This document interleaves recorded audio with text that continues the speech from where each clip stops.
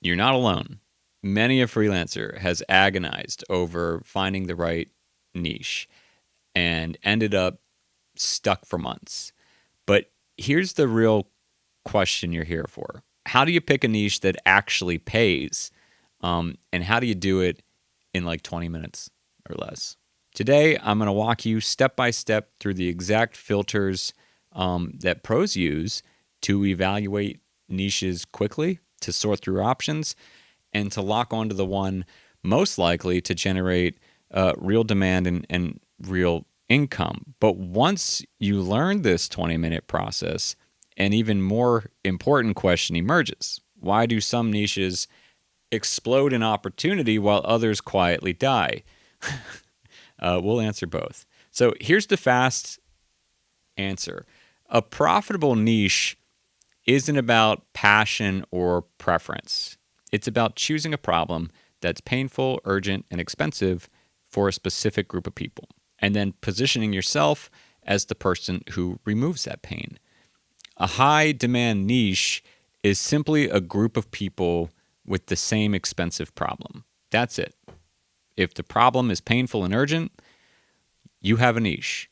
If it isn't, you don't.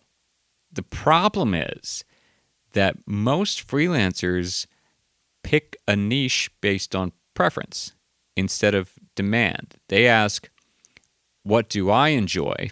Instead of whose pain is costing them money right now. But that leads us to the deeper question. It's how do you evaluate a niche against this information? So let's do it. Let's build your 20-minute niche finder. I got 3 filters for you, some examples, and a decision rubric. So filter 1 is profit. Can they pay, and will they? This is probably the most brutal of the filters, and that's exactly why I want you to use this one first. A niche isn't profitable because it's a big industry.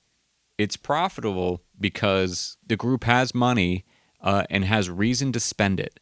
So don't ask, is there money there? Do they have money? Ask, what are they already spending money on? Look for recurring expenses, marketing budgets, paid tools, paid staff, agencies or contractors they hire. If they spend money to acquire customers, retain customers, or save time, they're viable. So let's do a couple examples of what this looks like in the real world. Coaches, right? Buy landing pages and landing page testing. SaaS founders buy onboarding, email optimization. Restaurants buy anything that increases ticket size or walk-ins. E-commerce brands buy creative that improves conversion and increases brand loyalty. It's lifetime value. If your niche doesn't have a revenue engine, it won't pay you. But money alone doesn't make a niche. Some groups can pay but still won't hire you. So what's the next filter? Pain. Is the problem urgent right now? This is probably the most overlooked filter, and the reason why so many freelancers with great offers still have a sales problem. Profitable niches have one thing in common. The pain is already active. You shouldn't be convincing anyone that they have a problem. They should already be feeling it daily and be desperately searching for the fix. In a profitable niche, the clients are looking for the freelancers, not the other way around. Ask these questions. Is this pain costing them money? Is it costing them customers? Is it costing them time that they can't spare? Is something breaking? Is something plateauing? Is something affecting their reputation or revenue? Urgency beats interest. Always. A restaurant with slow weekends? Urgent. A startup with 3% trial to paid conversion? Urgent. A coaching program with low webinar attendance? Urgent. Here's the real operator insight. A niche with a mild problem generates no inbound demand. A niche with a burning problem does. So if a niche passes those first 2 filters, if it pays well and has an urgent problem, how do you know if you have the goods to compete? And that's filter 3, proof. Can you establish authority quickly? Proof isn't about years of experience. Proof is about how effectively you can demonstrate competence. So to evaluate a niche through this filter, ask, do I understand their world well enough to spot problems quickly?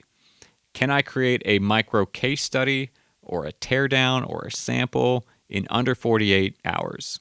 Do I know someone in this industry I can talk to? Or do I understand at least one angle in a way that they don't? Pros don't wait for proof. They manufacture it. You don't need any clients to do this. Make a 5-minute Loom audit or like a redesigned hero section or a reorganized onboarding audit. If you can create fast proof, you can win fast. Okay, but what if multiple niches pass all 3 filters? How do you pick?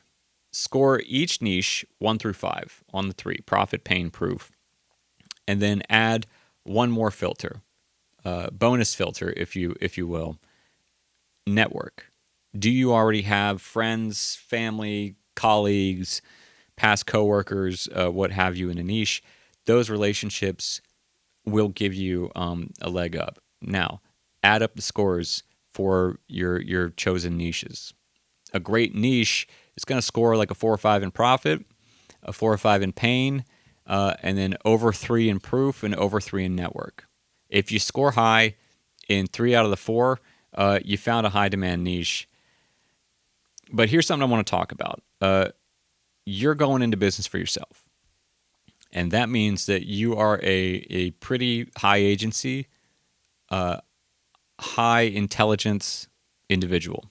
And an obstacle that intelligent people have is the tendency to rely on strategy and overthinking.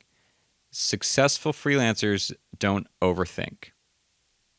They just act. Pick a niche with strong indicators and let the market confirm your choice. And go, right? And once you pick that niche, how do you test it without wasting months? We'll call it the 7-day validation test, right? Spend 7 days running your niche through 3 actions. 1, talk to 5 people in the niche. You can find these people in your network or on LinkedIn, right? And just keep an eye out for common complaints in those conversations. 2, create one micro proof asset, a Loom, teardown, worksheet, things that we've discussed. 3, post one piece of content naming the pain, right? So like with trial to paid conversion drops, most SaaS founders lose 40% of revenue before month 2. Then watch the response. If you get interest, curiosity, DMs, replies, people tagging friends, that niche has some heat. Picking a profitable niche isn't a complex business decision. It's a simple filtering process, right? Profit, pain, proof, network.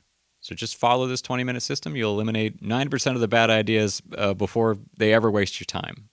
Now, if you want more videos like this in your life, subscribe, turn on notifications.